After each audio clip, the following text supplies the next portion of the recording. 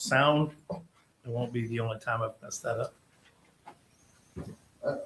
Okay. I pledge allegiance to the flag of the United States of America and to the republic for which it stands, one nation, under God, indivisible, with liberty and justice for all.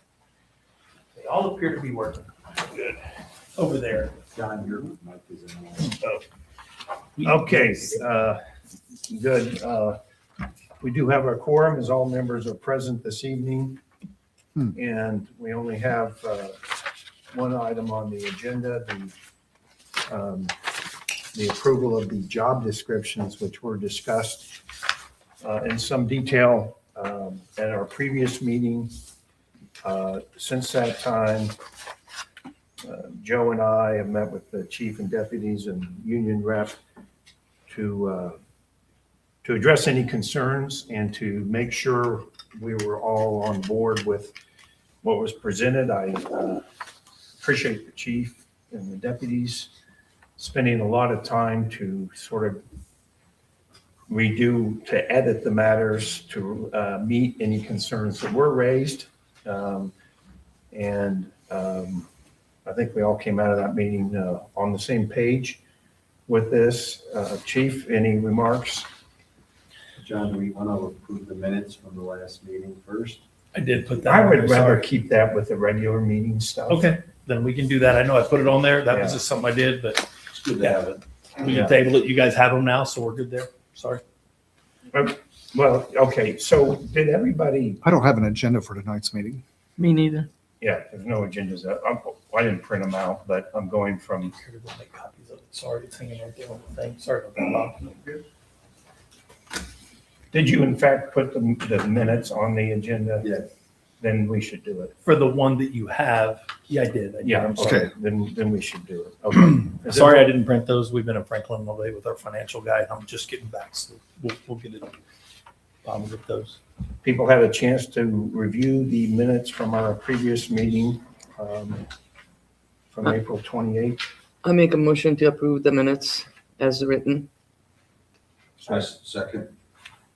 There's a second. All those in favor of approving the minutes of the April 28th, 2026 meeting signify by saying aye. Aye.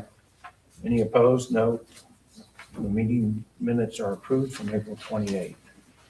Okay, so back on, Chief, any comments about the, No, instead of printing all of them back out, I didn't do that. I will forward them to everybody here after this, the workshop. They were given their copies. What happened is on there with everything you already have, I took where it talked about people being able to reach above and below, in or out of PPE. It's in and out of PPE because you have to be able to work in your gear and outside of your gear. So I changed the word or to and. The word or came from how it was originally published in the KSA document. To Mr. McDavid's point, when we allow leeway or uncertainty, then we default to uncertainty. So it's hard to have accountability with uncertainty. So putting and in there is a proper word. Thanks, Bob. I'm sorry about that. There you go. The other part is the whole goal is to have a system-wide structure where one thing builds on the next. And that's what we've accomplished with this. That's what we showed them. The last thing that was put in is just improved consistency and chain of command. So we took out the circumstantial verbiage outside of the one where you brought up where I used may for probationary firefighters because we need flexibility there if there's nearby classes to protect that investment. If there's not, then yes, they would be done. So that's why I left may. But everything else we used shall and will. That's a lot more binding, and the jobs aren't negotiable. The job descriptions aren't negotiable. So that's all we did was just firmed up language. And then the last change was things like professionalism. How do you define that? Well, we have a policy in the policy manual that's responsibilities of members, and that defines what professionalism is, and it really pulls from the Firefighter Code of Ethics that's presented. If you type in Firefighter Code of Ethics, a PDF out of Baltimore, Maryland will come up and tell you what that is. It's from the Fire Chief Executive Officer program that they created. It's been around for years. So the basis of professionalism comes from that. The only thing I did is to make it conducive to all members, because we have medics included that are not firefighters, is we just changed the verbiage to be a little more standardized in those line items to include every classification we have instead of just firefighters. So outside of that, it was just cleaning up language per policy, per a noted policy and other procedures noted in the manual.